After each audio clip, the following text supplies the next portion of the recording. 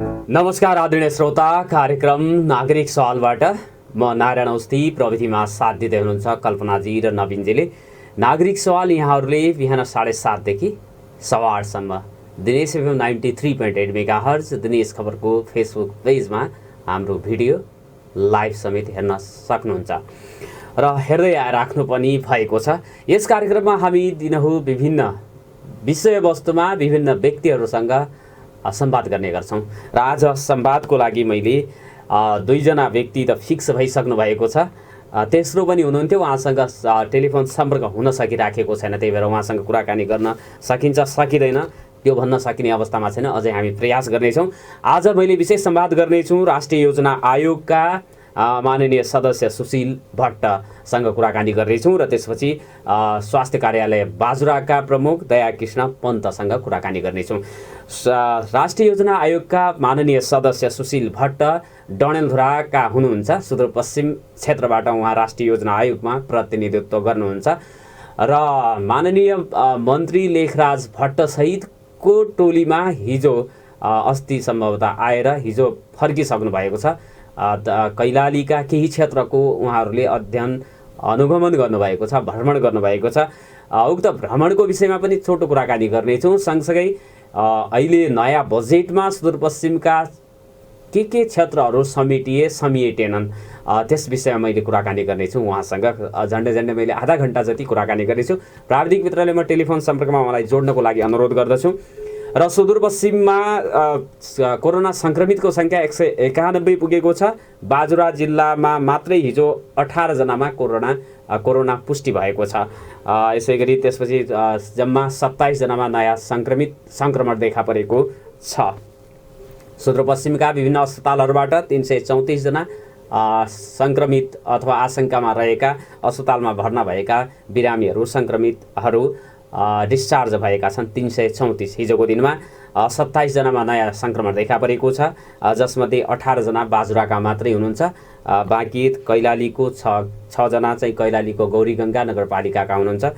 यस विषयमा हामी पछि कुराकानी गर्नेछौँ। हामीसँग कुराकानी गर्नको लागि जोडिनु भएको छ राष्ट्रिय योजना आयोगका माननीय सदस्य सुशील भट्ट। यहाँलाई नागरिक सवालमा हार्दिक स्वागत छ। नमस्कार। नमस्कार। हजुर आराम हुनुहुन्छ? आरामै छु। माननीय मन्त्रीज्यू लगायत यहाँको टोली कैलाली आएर फर्किसकेको अवस्था छ। उक्त भ्रमण छोटो भ्रमण थियो, त्यसको उद्देश्य के थियो मानिज्यू? नारायणजी, अब सर्वप्रथम हामी हिजो चाहिँ मान्य उद्योग वाणिज्य तथा आपूर्ति मन्त्रीज्यू र उद्योग मन्त्रालयका सचिवज्यू लगायत UNDP को चाहिँ कन्ट्री डिरेक्टर लगायत उहाँहरूको कम्पोनेन्ट सबै हाँगाहरूका चाहिँ प्रतिनिधिज्यूहरूसँग हामी चाहिँ धनगढी हिजो आयौँ। अब बेसिक मकसद चाहिँ अब UN को आफ्नै खालको चाहिँ आफ्नो एपेरेटससँग पनि बुझ्ने, त्यहाँको वस्तुस्थिति बुझ्नलाई र अब के कसरी चाहिँ सहयोग गर्छौँ भन्नेमा थियो। अब मान्य मन्त्रीज्यूको नेतृत्वमा आएको हिजोको टोलीको चाहिँ अब उद्देश्य भनेकै के थियो भने पछिल्लो र अहिले हालको अवस्थाबारे चाहिँ वस्तुस्थिति बुझ्न र ओभरअल चाहिँ हामीले अब को चाहिँ डिपार्चर के लिनुपर्छ। जस्तो उदाहरणको लागि उच्च स्तरीय समितिले राष्ट्रिय योजना आयोगलाई कोभिडले पारेको भनौँ न समष्टिगत चाहिँ अर्थतन्त्र र सामाजिक क्षेत्रमा परेको असर र प्रभावको हामी वृहत अध्ययन गर्दैछौँ र यसलाई कसरी रिस्पोन्ड गर्ने, कसरी रिबाउन्ड गर्ने, रिकभरीका प्याकेजहरू र भोलिको फाइनेन्सिङ स्ट्राटेजी के हुन्छ, त्यो रणनीति कार्यनीतिहरू हामीले अख्तियार गरिदिनु पर्ने हुन्छ। अल्पकालीन, मध्यकालीन र दीर्घकालीन चाहिँ त्यो प्लानै हामीले चाहिँ तर्जुमा गरिदिनु पर्ने भएकोले र मैले चाहिँ सुदूरपश्चिमको तहगत समन्वयन पनि योजना आयोगको तर्फबाट हेर्ने भएकोले त्यहाँको वस्तु स्थिति बुझ्न नै आएको हुँ र समष्टिगत रूपमा हिजो त्यहाँ एउटा अनौपचारिकै छलफल भयो र धेरै महत्त्वपूर्ण छलफल रह्यो, किनभने हामीले विज्ञको कुरो सुन्नुपर्ने थियो। स्वास्थ्यको निर्देशकज्यूको चाहिँ भनौँ न त्यहाँ अब स्वास्थ्य एपेरेटसले भोग्दै गरेका समस्याहरूसँग त हामी सबै अवगत नै छौँ जस्तो PCR वस्तुस्थिति अध्ययन गर्दाखेरि अब सबै ठाउँमा त जान सक्ने स्थिति थिएन, भन्दाबन्दीको कारण भयो। अधिकारीहरूसँग त यहाँहरूको चाहिँ भेट भयो, उहाँहरूले ब्रिफिङ गर्नुभएको थियो होला। यहाँको चाहिँ स्वास्थ्य समस्या चुनौतीका विषयमा के कुरा तत्काल सङ्घीय सरकारले कस्तो सहयोगको अपेक्षा यहाँको चाहिँ सुदूरपश्चिम सरकार र त्यसका अधिकारीहरूले तपाईँहरूलाई अवगत गराउनु भयो? हो, ल म त्यसमा कुरो राख्नु पर्दा चाहिँ अब सर्वप्रथम त अहिले समस्या के छ भने अब अधिराज्यभरि पनि टेस्टिङको यो क्यापेसिटी चाहिँ 3000 पर डे छ भने सुदूरपश्चिमको चाहिँ 200 देखि 250 मात्र PCR टेस्टिङको क्यापेसिटी। एउटा मात्रै प्रयोगशाला छ सुदूरपश्चिम, तर एउटा मात्र प्रयोगशाला छ। फेरि मसिन मात्र ल्याएर भएन, दक्ष जनशक्तिको पनि त्यहाँ अभाव छ। हेर्नुहोस्, किनभने त्यो 24 आवर्स नै 24 घण्टा त्यहाँ चाहिँ कार्यरत त हुन सक्दैन। उसलाई त साइकलमा त्यहाँ चाहिँ फेज वाइज काम गर्नुपर्ने हो भने त दक्ष जनशक्ति त ल्याब टेक्निसियनै चाहियो। त्यस्तै भाइरोलोजिस्टको पनि अभाव। त्यस्तै अब त्यसलाई चाहिने बेसिक पूर्वाधार मसिन मात्र ल्याएर भएन, टेस्टिङ किटहरू पनि एडिक्वेट हुनु पर्यो भन्ने लगायतका चाहिँ।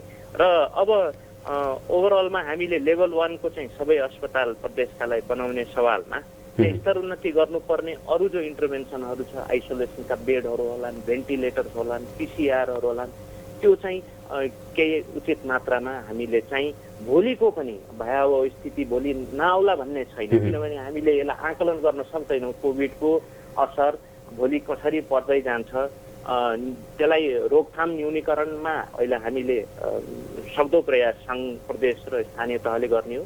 तर भोलिको पूर्व तयारीको पाटोमा पनि गर्ने सवालमा 3टा PCR र मलाई लाग्छ 20 वटा जति भेन्टिलेटरको चाहिँ पर्चेसको प्रक्रिया अगाडि बढाएको रहेछन्।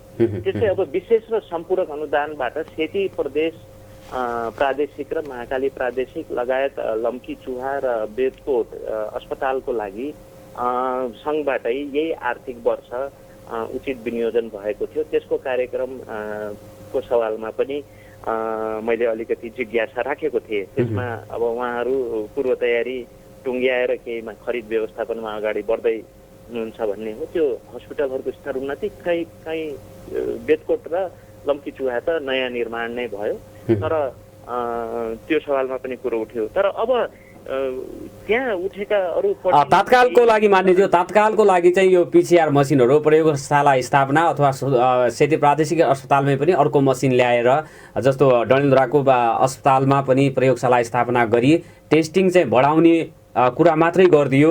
VTM को पनि चाहिँ अभाव रहेको स्थितिमा त्यो परिपूर्ति गर्न सङ्घीय सरकारले, प्रदेश सरकारले चाहिँ नसकिराखेको भन्ने यहाँको मानिसहरूको, नागरिकहरूको जनगुनासो रहेको छ। त्यसलाई तुरुन्त सम्बोधन गर्नको लागि चाहिँ के गर्छ सङ्घीय सरकारले? गर्छ भोलि 2-3 दिनभित्र त्यसको चाहिँ रिजल्ट देखिने गरी काम हुन्छ? हेर्नुहोस्, अब मान्य मन्त्रीज्यू पनि उच्च स्तरीय समितिमा पनि हुनुहुन्छ, उद्योग मन्त्रीज्यू लगायत मैले पनि आयोगमा चाहिँ फिल्ड रिपोर्ट चाहिँ अब आइतबारसम्ममै मैले बुझाउँछु होइन। समग्र रूपमा मैले PCRमा मात्र सीमित भएर भनिनँ, ओभरअल एस्पेक्टमा भनौँ न त्यहाँको वस्तुस्थिति मैले ब्रिफ गर्नुपर्ने हुन्छ, त्यो म गर्छु नै। तर मलाई जानकारीमा आएको त्यहाँ चाहिँ PCR मसिन चाँडै नै आउँदैछ। केही चाहिँ अब भनौँ न सबै प्राइभेट सेक्टर लगायत स्थानीय तहको पहलमा एउटा लेभलको सहकार्यमा त्यो काम हुँदैछ भन्ने मैले बुझेको छु। जनशक्तिको कुरा आउँछ, फेरि जनशक्ति अभाव छ। जनशक्ति मार्केटमा छ तर उसलाई लाइसेन्स स्वयं सरकारले अब त्यो सम्बन्धित निकायबाट चाहिँ इस्यु हुन सकिराखेको छैन भन्ने कुराहरू पनि आएका छन्।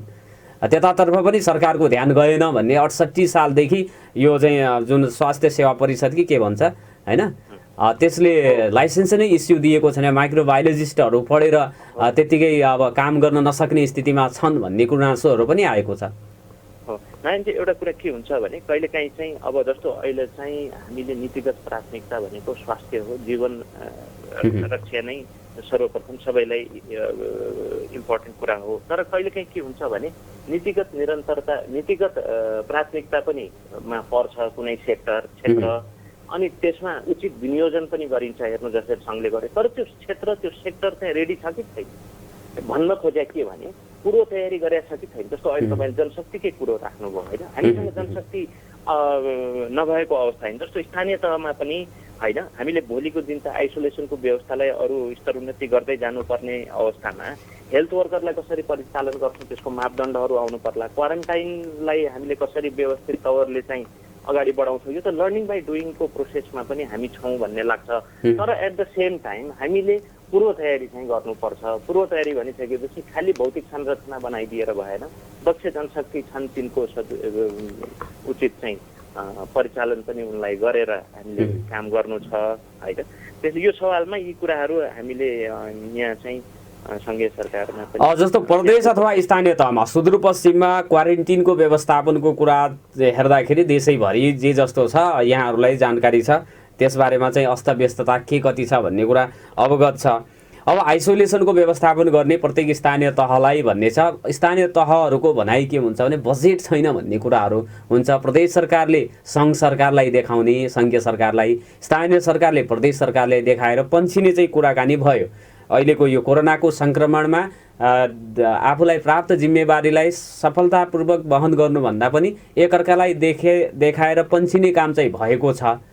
अब त्यस्तो नहोस् भन्नको लागि प्रदेश सरकार अथवा यहाँको चाहिँ स्थानीय तहको चाहिँ जोसँग तपाईँहरूको भेट भयो, कुराकानी गर्न मिल्यो, त्यहाँ तिनीहरूको चाहिँ तयारी एउटा चाहिँ उत्साहप्रद चाहिँ त्यो तयारी चाहिँ देखा पर्यो कि चाहिँ लथालिङ्ग अवस्थामै मानसिक रूपले पनि लथालिङ्ग अवस्थामै भएका चाहिँ पाउनुभयो जनप्रतिनिधि अथवा अधिकारीहरूलाई? होइन, हेर्नुहोस्, अब एउटा लेभलको सहकार्य उहाँहरू बिचको समन्वय चाहिँ राम्रै रहेको पाए होइन। तर अब यो यति भीषण परिस्थिति, उदाहरणको लागि मैले अघि भने कैलालीको नाका यानि गौरीफन्टा पोइन्ट अफ एन्ट्रीबाट प्रवेश गरेको जो हिजोको भिड लाई हामीले व्यवस्थापन दिदी भाइ दिदी भनौँ न हरू जो त्यहाँबाट आउनुभयो तिनलाई गन्तव्यसम्म पुगाउने सवालमा त सबै बिचको सहकार्य त देखियो नि त। त्यहाँ जस्तो जिल्ला प्रशासनकै पनि भूमिका होला, स्थानीय तहले पनि त अब क्वारेन्टाइन म्यानेजमेन्टकै सवालमा पनि राम्रै भूमिका खेलिरहेको देख्छु। तर यो सहकार्य लेभललाई अरू बढाएर जानुपर्ने छ। यहाँ भएका ग्यापहरूलाई करेक्सन गर्ने सवालमा जस्तो उदाहरणको लागि अब सीमानाकाबाट उद्धार गर्ने क्रममा सहकार्य एकदमै नदेखिएको कुरा चाहिँ हो। अब उहाँहरूले तपाईँलाई कसरी ब्रिफिङ गर्नुभयो, त्यहाँ चाहिँ निकै शास्ति भोग्नु परेको स्थिति हो। अब त्यस्ता दिनहरू आगामी दिनमा नआउन् त्यस्तो अवस्था भनेर सजग हुनुपर्छ, यो एउटा पाठको सिकाइ पनि भयो। अब यो चाहिँ हिजोको भ्रमणको विषयमा मैले यति कुरा चाहिँ मात्रै गर्न चाहेँ। यहाँसँग म बजेटको कुरा गर्न चाहन्छु। आगामी जुन चाहिँ यो अब नयाँ बजेटमा सुदूरपश्चिमका के कस्ता योजनाहरू परे अथवा परेनन् भनेर यहाँको चाहिँ नागरिकहरूले उब्जाएका, मतलब उहाँहरूका मनमा उब्जेका, उहाँहरूले चाहिँ सामाजिक सञ्जाल लगायतमा चाहिँ पोखेका कुराहरूलाई म तपाईँलाई सोध्न चाहन्छु। सुदूरपश्चिमको लागि सङ्घीय सरकारले ल्याएको बजेटमा यो वर्ष पनि पश्चिम सेती शब्दमा मात्रै बजेटमा बजेट भाषणमा मात्रै आयो, त्यसपछि रातो किताबमा मतलब अब त्यो चाहिँ त्यसमा पैसा रकम छुट्याइएन। अनि महाकाली करिडोर, सेती लोकमार्गका कुराहरू लगायतका योजनाहरूमा बजेट नपर्ने, नाम मात्रै उल्लेख हुने, यो गायत्री मन्त्र चाहिँ जप्न सरकारले नछोड्ने, यो चाहिँ बजेट उल्लेख्य मात्रामा चाहिँ छुट्याएर काम कहिले हुने भन्ने प्रश्न गरिराखेको छन् नि। किन यस्तो हुन्छ? सेती लोकमार्ग, महाकाली लोकमार्गको यसको चाहिँ उद्देश्य, यसको उपादेयता सङ्घीय सरकारले नबुझेकै हो, तपाईँहरूले पनि नबुझाउन सकेको हो? नारायणजी, अब यसमा मैले कुरो राख्नु पर्दा पश्चिम सेती सर्वप्रथम त्यसको लगानीको ढाँचा चाहिँ को फाइनलाइजेसन भएको छैन। त्यो इन्भेस्टमेन्ट बोर्डको ज्युरिस्डिक्सनमा छ। त्यसको लगानीको ढाँचा निर्क्युल भएपछि त्यो अगाडि बढ्छ। राष्ट्रिय गौरवको आयोजना हो, त्यसको भौतिक र वित्तीय प्रगति शून्य नै छ। हामीले जहिले पनि अनुगमन गर्दाको अवस्था भनौँ, राष्ट्रिय विकास समस्या समाधान समितिको बैठकमा अधिराज्यभरि भएका ती चाहिँ त्यही त यो 30-35 वर्षदेखि 40 वर्षैदेखि यो चाहिँ 45-41-42 सालदेखि चाहिँ यो कुरो रहेछ आएको पश्चिम सेतीको, अहिलेसम्म यस्तै छ भन्ने गुनासो छ नि। हो, कम्प्लेक्स पूर्वाधार हो। अब यसको लगानीको ढाँचा निर्क्युल गर्ने अटमोस्ट चरणमा पुगेको छ। त्यसको इन्भेस्टमेन्ट बोर्डले हेरिरहेको अवस्था छ। यसमा चाँडै नै केही न केही उचित निर्णय हुन्छ भन्ने प्रति म चाहिँ आशावादी छु। तर जहाँसम्म अब सेती लोकमार्ग र महाकाली लोकमार्गको कुरो गर्नुभयो, मैले नै यातायात पूर्वाधार भर्टिकल पनि यहाँ राष्ट्रिय योजना आयोगमा हेर्छु। अब महाकाली कोरिडोरको सवालमा तपाईँको दक्षिण खण्ड र उत्तर खण्डको कुरो गरौँ, ब्रह्मदेवदेखि माथि दार्चुलासम्मको सेक्सनको सवालमा पूर्व तयारी नै टुङ्गिएको थिएन। यो आर्थिक वर्ष पनि हामीले त्यसको EIA वातावरण भनौँ न त्यो वातावरणीय प्रभाव मूल्याङ्कनलाई चाहिँ टुङ्ग्याउने काम गर्यौँ र पूर्व तयारी गरिसकेपछि त्यो अगाडि बढ्छ नै। विनियोजन कम भयो भन्ने सवालमा होइन, हामीले कार्यान्वयन कुशलता कति देखाउन सक्छौँ, कार्यान्वयन योग्य आयोजना भएपछि नतिजामुखी परिणाममुखी कार्यान्वयन ढाँचा अनुरूप अगाडि बढ्ने हो। अब त्यहाँ महाकाली कोरिडोरलाई नीतिगत प्राथमिकता दिइएको छ। नर्थ साउथ कोरिडोरको रूपमा सेती लोकमार्ग पनि उत्ति नै महत्त्वपूर्ण हो, खुटिया दिपायल पनि उत्ति नै महत्त्वपूर्ण हो। यी तीनवटा चाहिँ यो खुटिया दिपायलको त कहिले सुरुङ मार्ग भन्ने, कहिले सङ्घले लिने, कहिले प्रदेशलाई दिने, यो चाहिँ भइराखेको छ। काम हुँदैन, यो नाराहरूमा मात्रै अल्झाउने बल्झाउने काम हुन्छ भनेर व्यापक गुनासो छ। यो चाहिँ हाम्रा मन्त्रीजीहरूको, सांसद जीहरूको व्यापकै धेरै गुनासो हुन्छ। फेरि चुनावको बेला एउटा चुनावी मसला पनि हुन्छ, काम चाहिँ यहाँ केही पनि हुँदैन भन्ने गुनासो त हामीले देखेका। यो चाहिँ पश्चिम सेती, कर्णाली, सेती लोकमार्ग, महाकाली लोकमार्ग चाहिँ 4वटा योजना सुदूरपश्चिमका लागि कायापलट गर्ने योजना हुन्, तर यसमा राष्ट्रिय बजेटै आउँदैन, उल्लेख्य बजेटै आउँदैन, कामै हुँदैन। अनि काम नहुने, भाषणहरू मात्रै हुने, यसले त हुँदैन। हामीलाई त हेपेको हेपै राख्यो। गणतन्त्रकालमा पनि उही पहिलाको जस्तै स्थिति छ भन्ने आयो। अब तपाईँ सुदूरपश्चिमकै मान्छे पनि हुनुहुन्छ कि यो सुदूरपश्चिमका नेताहरूले पहल नगरेर हो कि हाम्रो भूगोलले चाहिँ त्यो पहल गर्न नदिने टाइपको छ कि हामी चाहिँ काठमाडौँमा गएर चाहिँ त्यहाँको त्यसपछि कर्णाली पालिकाहरूसँग हामी चाहिँ आफ्नो कुराहरू न नेताले न चाहिँ कर्मचारीले न विज्ञले राख्न नसकेर हो कि यस्तो भएको भनेर त प्रश्न गरिन्छन्। नारायणजी, मैले कुरो राख्छु।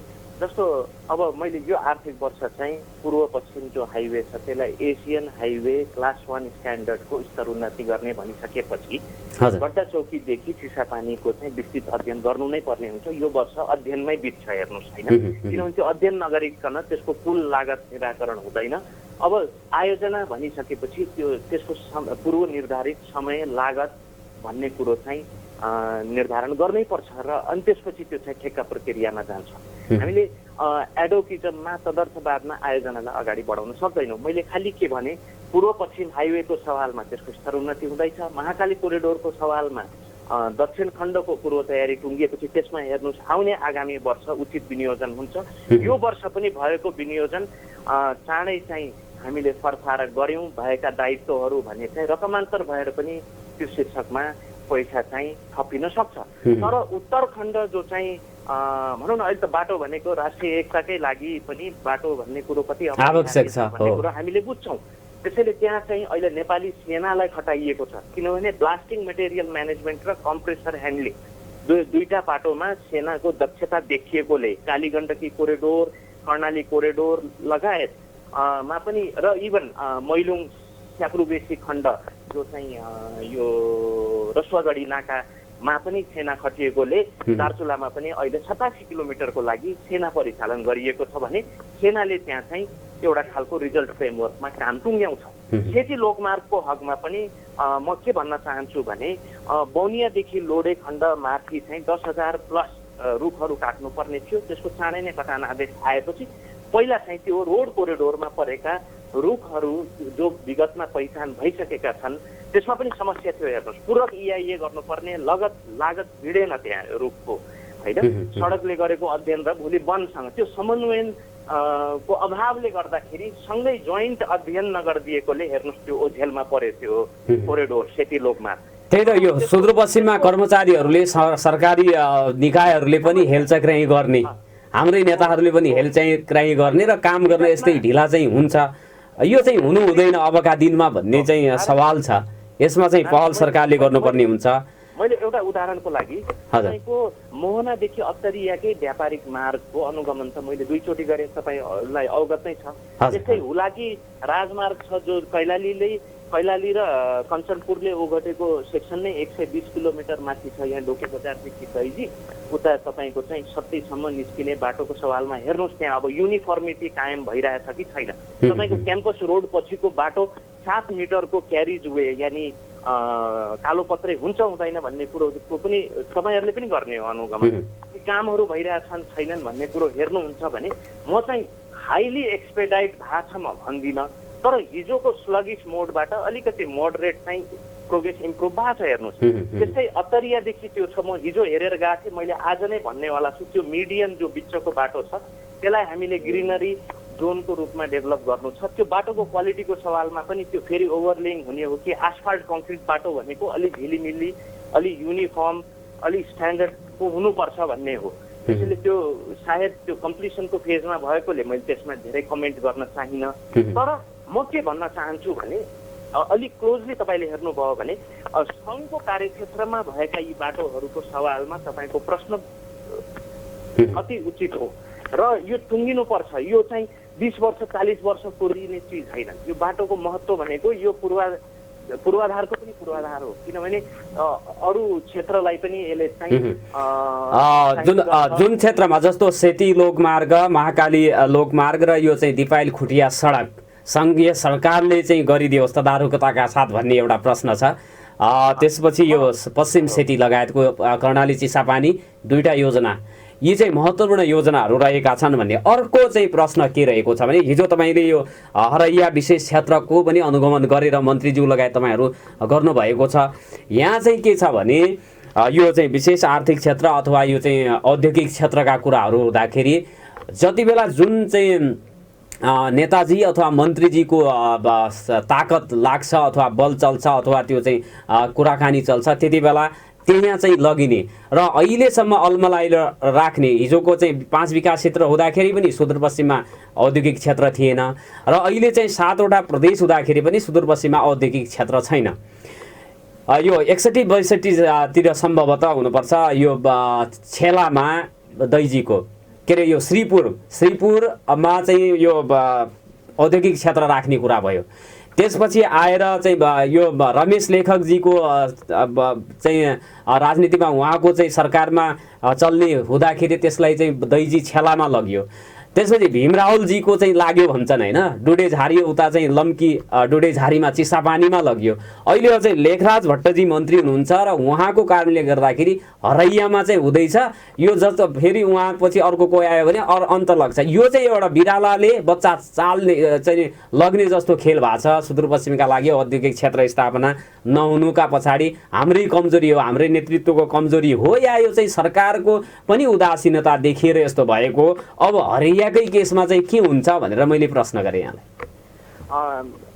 म सर्वप्रथम म के भन्न चाहन्छु भने भोलि हामीले उत्पादकत्व र डोमेस्टिक र इन्टरनेसनल ट्रेडलाई बुस्ट गर्ने हो भने हामीलाई औद्योगिक क्षेत्र चाहिन्छ। औद्योगिक क्षेत्रको पहिचान गर्नु पूर्व हामीले आधारभूत पूर्वाधार, बाटो, डेडिकेटेड पावर सप्लाई, बोर्डर व्यवस्थापन, अहिले गौरीफन्टालाई पनि स्तरोन्नति गर्नु पर्ला। त्यस्तै गड्डा चौकी जस्तो बोर्डर सुदूरपश्चिमले ट्रेडका सवालमा त त्यसले त्यति चाहिँ सघाउ पुर्याउँदैन हेर्नु। त्यसैले त्यहाँ तपाईँले देखिराख्नु भएको छ 800 मिटरको पाइल फाउन्डेसनमा बनेको बृहत किसिमको पूर्वाधार पुल बन्दैछ। अब तर पुल मात्र बनाएर भएन, 800 मिटरको जो खटिमासँग अन्तर्राष्ट्रिय अन्तराबद्धता भोलि कायम गर्छ र भारतको चाहिँ पोटेन्सियल मार्केट रुद्रपुर इन्डस्ट्रियल जोनसँगको आबद्धता त्यसले कायम गर्छ र भोलिको प्रोमिनेन्ट बोर्डर एन्ट्री पोइन्ट हुन्छ। किन नर्थ साउथ हाम्रो जो इस्ट वेस्ट हाइवे छ पूर्व पश्चिम, त्यसलाई हामीले रूपान्तरणकारी आयोजना किन भन्यौँ भने त्यो गएर गड्डा चौकीमा यानि खटिमासँग चाहिँ जोडिन्छ र बिरगन्ज जस्तो नाकाको रूपमा त्यो चाहिँ त्यहाँ सुक्खा बन्दरगाह हुन्छ, त्यहाँ इन्टिग्रेटेड चेकपोस्ट पोइन्ट हुन्छ, त्यहाँ कन्टेनर डिपोट हुन्छ भनेर हामीले चाहिँ त्यसलाई चाहिँ नीतिगत सम्बोधन गरेको। त्यसैले मैले के भन्न खोजेँ भने सुदूरपश्चिमको कुरा गर्दा म तपाईँको कुरासँग सहमत छु। हाम्रो साझा माग के हुन्छ होइन, जसले चाहिँ प्रदेशको गौरवको आयोजना के हुन्छ र प्रदेश मात्र नभनौँ। अहिले हाम्रो ग्रोथ रेटमा त हामी कम्पेरिटिभली अरू प्रदेशभन्दा अलि उच्च देखिएको कारण के भने हाम्रो जब जिडिपीको कन्ट्रिब्युसनै चाहिँ नेसनल भनौँ न राष्ट्रिय अर्थतन्त्र जो हाम्रो क्यारेक्टरिस्टिक छ त्यसमा न्यून भएको छ, तर हामीले केही खर्च गऱ्यौँ, हाम्रो ग्रोथ बढ्न गयो। तर त्यसलाई म सन्तोषजनकै अहिले भन्दिनँ। तर उदाहरणको लागि के भने हामीले गर्नुपर्ने के भने हाम्रो सुपर प्लान के हो त? जस्तो पश्चिम सेतीको तपाईँले अघि प्रश्न उठाउनु भयो, मलाई खुसी लाग्यो। त्यो मेरो पनि प्रश्न हो नि। त्यो म पनि हेरेर बसेको छु। त्यो कहिले अगाडि बढ्छ, त्यो कहिले लजिकल कन्क्लुजनमा पुग्छ, त्यसको कार्यान्वयन फेजमा त्यो कहिले प्रवेश गर्छ भन्ने सवालमा मैले तपाईँलाई एउटै प्रश्न जवाब के दिएँ भने त्यसको कार्यान्वयन ढाँचा, त्यसको लगानीको ढाँचा चाहिँ सुनिश्चित भए पश्चात चाहिँ त्यसको चाहिँ अगाडि बढ्ने सवालमा क्लियर हुन्छ भने। अब यो जहाँसम्म स्पेसल इकोनोमिक जोनको कुरो छ, दैजीको कुरो हो, त्यो विगतमै पहिचान भएको, प्रगति नभएर बसेको, अहिले त्यसमा चाहिँ पूर्व तयारीका कामहरू अलिकति एक्सपेडाइट भएको छ। तर भनेपछि दैजीको छेलामा औद्योगिक क्षेत्र बन्छ, सँगसँगै यो हरियामा पनि विशेष आर्थिक क्षेत्र चाहिँ बन्ने हो। हो, किनभने तपाईँको सबै ठाउँको आफ्नो चाहिँ खालको भनौँ न त्यसको एट्रिब्युट फरक फरक हुन्छन्। हेर्नुहोस्, कहीँनिर चाहिँ तपाईँले इन्टरनेसनल मार्केटलाई नै क्याटर गर्ने हिसाबको उत्पादन र उत्पादकत्व बढाउँदै जानुपर्ने हुन्छ। त्यसको लागि हाम्रो कम्पेरिटिभ एडभान्टेज के हो, हामी कम्पिटिटिभ कसरी हुन्छौँ भन्ने सवालमा यो त पुरा भाइबिलिटी चेकै हुनुपर्छ। अहिले पहिचान भएको, नीति कार्यक्रमले बोल्यो, बजेटले सम्बोधन गरेको छ, अब त्यसको विस्तृत अध्ययन हुन्छ। हामी त्यहाँ हिजो निरीक्षण गर्न गयौँ, एकैछिन गएर हेरेर फर्क्यौँ। त्यो किनभने त्यो बाटोसँग इन्टिग्रेट गरेर रहेछ, त्यो खुटिया दिपाइलसँग। अब त्यो बाटो तपाईँको अहिले हसनपुरदेखि खुटिया, अनि खुटियादेखि अपस्ट्रिममा अर्को 10 किलोमिटर, अहिले 20 किलोमिटर मात्र स्तर उन्नतिको ठेका लाग्छ। हेर्नुहोस्, तर माथि दिपाइलतिर त अहिले 7-8 किलोमिटरको ट्र्याक छिचोल्न बाँकी नै छ। भनेपछि त्यो बाटो बन्छ, बाटा केका लागि बनाउँदैछौ त? बाटा चाहिँ खालि गाडीबाट मान्छे ओसार पोसार गर्नलाई मात्र होइन। बाटो त यही यस्तै स्पेसल इकोनोमिक जोन, व्यवस्थित सहरीकरण लगायत सबै अरू क्षेत्रलाई पनि बाटोले चाहिँ कम्प्लिमेन्ट गर्ने भए हुनाले अब त्यहाँ चाहिँ यस्ता जोनहरू जो अहिले पहिचान भए, त्यो नीतिगत तहमै त्यसले चाहिँ प्राथमिकता पाएको छ। तर अब हामीले त्यसको विस्तृत अध्ययन गर्नु पर्यो, कुल लागत कसरी बन्छ, त्यसको डेभलपमेन्टको मोडालिटी के हुन्छ, यी चिजहरू चाहिँ निर्क्युल हुन बाँकी छ। यो प्रश्न चाहिँ नारायणजी तपाईँले सोधिराख्नु पर्ने हुन्छ, नीति निर्मातालाई पनि, हामी प्लानिङ एपरेटसमा भएकालाई पनि, र सतत मन्त्रालयका चाहिँ माननीय मन्त्रीज्यूहरूलाई पनि। तर यसलाई चाहिँ हामीले पोजिटिभ रूपमा ल्याउँ। सुदूरपश्चिममा जे जति चाहिँ ती औद्योगिक क्षेत्र, विशेष आर्थिक क्षेत्रहरू पहिचान भएका छन्, यो चाहिँ भोलिका लागि हुन्छ। हेर्नुहोस्, तर त्यसको काम चाहिँ हामीले रुग्ध गतिमा पूर्व तयारीका काम, जग्गा अधिग्रहणको काम, त्यहाँ बुटियानहरू रुखहरू छ भने त्यसलाई काट्नु पर्ला, फेन्सिङ गर्नु पर्ला, मास्टर प्लान बन्ला, त्यसको खरिद गुरु योजना बन्ला, होइन, कार्यान्वयन कार्य योजना बनाउनु पर्ला। यी सबै चाहिँ व्यवस्थापन, विकास व्यवस्थापनका टुललाई हामीले, औजारलाई हामीले अनुसरण गरेर, विधिलाई अनुसरण गरेर अगाडि बढ्नुपर्ने हुन्छ। यो राष्ट्रिय आयोजना ब्याङ्कमा आएको आयोजना हो। त्यो चाहिँ तर आयोजना मात्रै आउने, प्रगति त्यसमा उल्लेख्य रूपमा नहुने, यो चाहिँ दशकौँ लाग्ने कुराबाट आजित छन् सुदूरपश्चिमका नागरिकहरू। जस्तो औद्योगिक क्षेत्रका कुराहरू, लोकमार्गका कुरा, पश्चिम सेतीका कुराहरूमा त्यो प्रगति भएको छैन। अब चाहिँ त्यो अब धेरै कुर्न सकिने अवस्था छैन भनेर बारम्बार हामीले प्रश्न उठाइराखेका हुन्छौँ र गरिराखेका हुन्छौँ। अन्तमा हामी कार्यक्रम तपाईँलाई 30 मिनट जति कुराकानी गर्ने भनेका थियौँ, 8 बज्नै लागेको छ मान्यज्यू। एउटा प्रश्न चाहिँ स्वास्थ्यसँग सम्बन्धित गरिहालौँ। डडेलधुरा अस्पताललाई विशिष्टीकृत अस्पतालको रूपमा विकास गर्ने भन्ने सरकारको योजना रहेको छ। तर गत यो चाहिँ चालु आर्थिक वर्षकै बजेटको कुरा गर्ने हो भने यो सँगै अन्य चाहिँ विशिष्टीकृत सेवा चाहिँ अपग्रेड गर्ने अस्पतालहरूमा उल्लेख्य रूपमा खर्च भएको, भौतिक प्रगतिहरू पनि भएको देखिन्छ। तर सुदूरपश्चिमको डडेलधुरा अस्पतालमा त्यो प्रगति पनि भइ नसकेको अवस्था छ।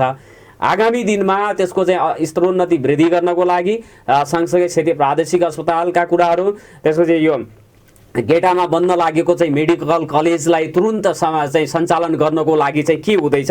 मैले यो एकमुष्ट छोटो जवाब चाहिँ मागेँ यहाँबाट।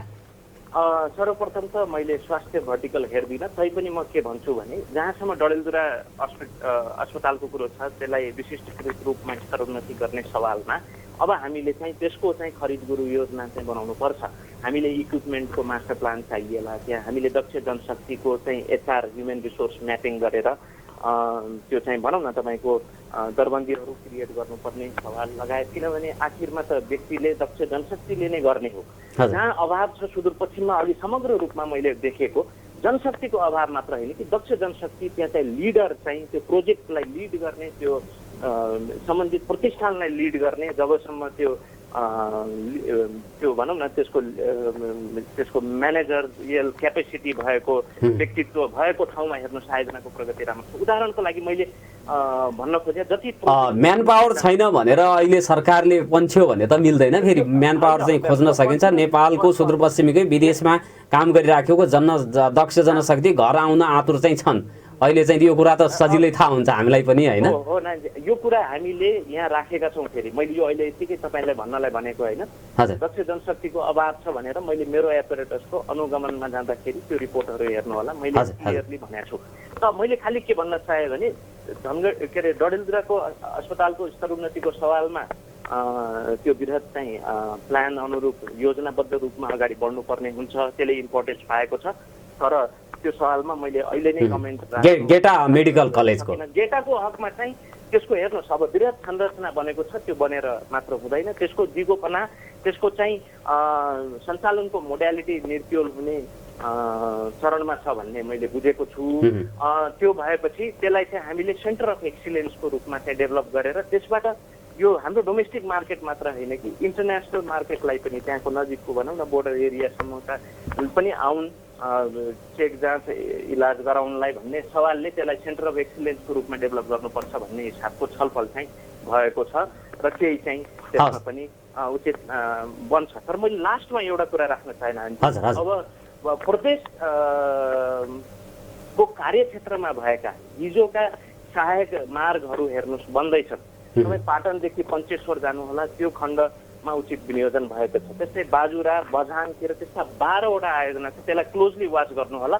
नतिजामुखी परिणाममुखी त्यो चाहिँ आफ्नो लक्ष्य उन्मुख चाहिँ ती आयोजनाहरू अगाडि बढेका छन्, जो चाहिँ सङ्घ र प्रदेशको सम्पूरक लगानी सम्पूरक कोषबाट सञ्चालित छन् भनेको दुईटै सङ्घ र प्रदेशको पार्टनरसिपमा त्यो आयोजनाहरू 12 सङ्ख्यामा छन्। त्यसको पनि हामीले कुरा गर्नुपर्छ। लगायत अरू चिजको सवालमा धेरै चिज हुनु बाँकी छ। यसलाई अलिकति रिजल्ट फ्रेमवर्कमा हामी जानुपर्छ। हवस् सर, समय दिनुभयो माननीयज्यू, यहाँलाई हार्दिक धन्यवाद छ। नागरिक सभामा भर्खरै हामीले राष्ट्रिय योजना आयोगका माननीय सदस्य सुशील भट्टसँग सुदूरपश्चिमका आयोजनाका विषयमा कुराकानी गऱ्यौँ। पश्चिम सेती लोकमार्ग, महाकाली लोकमार्ग, कर्णाली चिसापानी आयोजना, दिपायल खुटिया फास्ट ट्र्याकका कुराहरू, त्यसपछि औद्योगिक क्षेत्रमा के कस्तो प्रगति भइराखेको छ हुनुपर्छ भनेर जुन आम नागरिकहरूले उठाइराखेका प्रश्नहरूलाई मैले उहाँसँग गरेँ। यसपछि हामी कोरोना सङ्क्रमणका कुरा गरिराखेका छौँ। हिजो मात्रै सुदूरपश्चिममा थप 27 जनामा सङ्क्रमण देखिएको छ, पुष्टि भएको छ र जसमध्ये 18 जना बाजुराको हुनुहुन्छ। बाजुराको अवस्थाको बारेमा हामीसँग कुराकानी गर्नको लागि बाजुरा स्वास्थ्य कार्यालयका प्रमुख दयाकृष्ण पन्तसँग म कुराकानी गर्न गइराखेको छु। प्राविधिक मित्रलाई उहाँलाई टेलिफोन सम्पर्कमा जोड्नको लागि अनुरोध गर्दछु र त्यसपछि मैले गौरीगङ्गाको कुरा पनि गर्नेछु। 7 जनामा त्यहाँ चाहिँ सङ्क्रमण देखा परेको छ, 7 जना चाहिँ गौरीगङ्गाका हुनुहुन्छ, 18 जना बाजुराका हुनुहुन्छ। बाजुराको कुन स्थानीय तहको कस्तो अवस्थामा र त्यसपछि बाँकी चाहिँ के कस्तो अवस्था छ भनेर मैले छोटो कुराकानी गर्नेछु। दयाकृष्ण सर, यहाँलाई नागरिक सवालमा हार्दिक स्वागत छ। नमस्कार। धन्यवाद। नमस्कार। हजुर, बाजुराको अवस्था 18 जना हिजो मात्रै नयाँ सङ्क्रमित पुष्टि भएको आएको छ। 1 जना बालिका सम्भवतः बुढीगङ्गा नगरपालिकाको हुनुहुन्थ्यो र उनको आमा पनि सङ्क्रमित हुनुहुन्थ्यो। त्यही क्वारेन्टिनमा भएका मान्छेहरूमा थप सङ्क्रमण पुष्टि भएको हो कि सर अन्य ठाउँको? बाजुरा जिल्लाको बुढीगङ्गा नगरपालिका वार्ड नम्बर 1 धुरालसेन माविमा विभिन्न मितिमा 182 जना 180 जना सङ्क्रमित छ। 2 जना ड्युटी गर्ने स्टाफ गरेर 182 जना व्यक्तिहरूको जेठ 19 गते हामीले स्वाब कलेक्सन गरेर पठाएका थियौँ धनगढी र धेरै 9 दिनपछि हामीले रिपोर्ट प्राप्त गर्यौँ र 182 मध्ये 93 जनाको नेगेटिभ रिपोर्ट प्राप्त भयो, 17 जनाको पोजिटिभ प्राप्त भएको छ र अझै पनि 72 जनाको रिपोर्ट आउन बाँकी रहेको अवस्था छ। र त्यो सानो बालिकाको क्वारेन्टाइनमै 16 गते जन्म भएको थियो र 19 गते हामीले स्वाब कलेक्सन गर्ने दिन उहाँलाई 4 दिन भएको थियो उमेर र हिजोको मितिसम्म 13 दिनको उमेर छ र उहाँको आमा र त्यो सानो बालिका दुईटैलाई संक्रमण भएको अवस्था छ र अहिले ती संक्रमित 17 जनालाई नै हामीले छुट्टै सेग्रिगेट गरेर छुट्टै क्वारेन्टाइनमै आइसोलेसन निर्माण गरेर छुट्याइसकेको अवस्था छ। नेगेटिभ भएका व्यक्तिहरू घर गइसकेको र 72 जनाको रिपोर्ट हामीले प्राप्त गर्न बाँकी भएकोले हामी धनगढीको रिपोर्ट कुरिराखेको अवस्था छ। ती 72 जना जस्तो 182 जना मध्ये संक्रमित भएका आइसोलेसनमा भन्नुभयो, अन्य व्यक्तिहरू घर गइसक्नु भयो? अन्य नेगेटिभ भएका व्यक्तिहरू घर गइसकेको अवस्था हो र अहिले 72 जना पनि रिपोर्ट जसको आएको छैन उहाँहरू क्वारेन्टिनमै हुनुहुन्छ? उहाँहरू क्वारेन्टाइनमै हुनुहुन्छ र उहाँले पनि आज 8 बजे भित्र यदि हामी रिपोर्ट आएन भने हामी बस्नै नसक्ने अवस्था छ भनेर एकदमै अप्ठ्यारो अवस्थामा छौँ हामीहरू र रिपोर्ट धेरै दिन ढिलो भएको हुनाले एकदमै समस्या भएको छ जिल्लामा। त्यो अवस्था छ। रिपोर्ट 19 गतेदेखि अहिलेसम्म सबैको प्राप्त भएन, 9 दिनपछि मात्रै केही व्यक्ति भयो, त्यसमा 17 जना पुष्टि, एकजना यतै हुनुहुन्छ, 18 जना बाजुराको मात्रै संक्रमण पुष्टि भएको छ। बोरीगङ्गा नगरपालिका वार्ड नम्बर 1 बाहेकका अन्य क्षेत्रको अवस्था चाहिँ के छ? त्यहाँ पनि जस्तो आइसोलेसनको कुरा गर्दाखेरि जहाँ पहिला क्वारेन्टिन थियो त्यही नगरपालिकाले आइसोलेसन बनाएर बसाइराखेको छ र उहाँहरूको चाहिँ उपचारको चाहिँ अवस्था त्यहाँ चाहिँ स्वास्थ्य कर्मीहरू खटाउने कुराहरू के कस्तो भइराखेको छ सर? धेरै जसो पालिकाहरूले अब क्वारेन्टाइनमै आइसोलेसन बनाएको छ भने कुनै पालिकाहरूले धनगढीबाट यो बेडहरू खाटहरू मगाएर छुट्टै आइसोलेसन अलि राम्रो किसिमको आइसोलेसन पनि बनाएको अवस्था छ। गमूल लगायत यो बढी मालिका नगरपालिकाले बनाउने प्रक्रियामा छ र गमूलले 10 बेडको एकदमै राम्रो आइसोलेसन बनाएको छ भने अरू पालिकाहरूले पनि बनाउने क्रम जारी छ र अहिले धेरै जसो चाहिँ जो पोजिटिभ निस्क्यो, आरटिटी पोजिटिभ भएको, पिसिआर पोजिटिभ भएकोलाई स्कुलहरूकै क्वारेन्टाइनमा आइसोलेसन बनाएको अवस्था छ। स्वास्थ्य कर्मीहरू सबै क्वारेन्टाइनमा नियमित खटिएको र अहिले धुरामसेन माविमा पनि स्वास्थ्य कर्मीहरू, सुरक्षा कर्मीहरूको नियमित चेक जाँचहरू, सुरक्षाको कुरा भइराखेको अवस्था छ र सम्बन्धित स्थानीय तहहरू अहिले बुढीगङ्गाको मेयर साहब अनि त्यहाँको स्वास्थ्य संयोजकहरू हिजो नै राति नै अब त्यो क्वारेन्टाइनमा पुगेको अवस्था छ। हवस् सर, जानकारी दिनुभयो, यसको लागि म धन्यवाद दिन चाहन्छु। आदरणीय श्रोता, उहाँ हुनुहुन्थ्यो बाजुरा स्वास्थ्य कार्यालय प्रमुख दयाकृष्ण पन्त। आजको विषयमा हामीले 2 जना व्यक्तिसँग कुराकानी गऱ्यौँ। मैले गौरीगङ्गाको कुरा उठाउने भनेको थिएँ, हाम्रो समय अभावको कारणले गर्दाखेरि उहाँसँग कुरा हुन सकेन। भोलि अर्को विषयवस्तुमा छलफल, बहस र प्रश्न गर्ने बाचाका साथ प्रविधिमा साथ दिनुहुने कल्पनाजी र नवीनजीलाई पनि धन्यवाद दिँदै यहाँहरू सबैलाई पनि हामीलाई सुन्नु भएकोमा धन्यवाद दिँदै बिदा माग्छु। नमस्कार, शुभ